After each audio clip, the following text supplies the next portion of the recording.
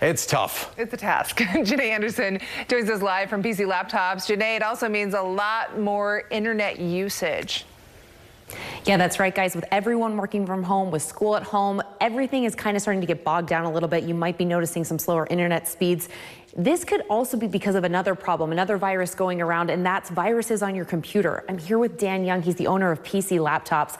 Dan, tell us why people are experiencing some of these slower internet speeds. Viruses and malware are infiltrating, computers right now because, again, people are checking their banking and different things online, their brokerage accounts, and hackers are looking to steal people's passwords and data. Okay, and you were talking earlier, and you said it just might not be affecting you if you have the virus, but it can travel to your neighbors as well. Tell us how that works. So what can happen is if it infects your computer, it can spread through your network to other computers that are connected to the same connection. So you can have like a whole neighborhood essentially go down for one person's virus, correct? Well, what will typically happen is it'll infect everyone in that household, right? And then that'll really suck a lot of bandwidth.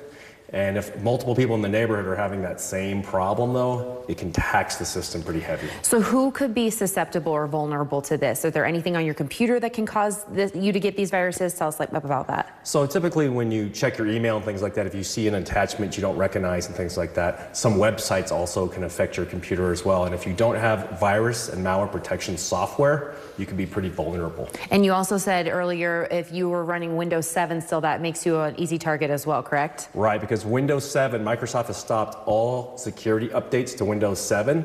And so if you're running that, you could be vulnerable to a lot of those infections. Okay, people are vulnerable and they have these infections. How do they go about getting it fixed? Well, people should just bring them in right now because what we're doing is a free virus and malware scan on any brand of PC. Doesn't matter where you got it, but we'll scan that for free for viruses and malware. Okay, awesome. Thanks, Dan. Okay, so if you are experiencing those problems, take your laptop in. They can have you wait in the car, make an appointment so you don't need to go in and be around a lot of people. So it is an easy solution to what you're facing right now. We'll send it back to you guys.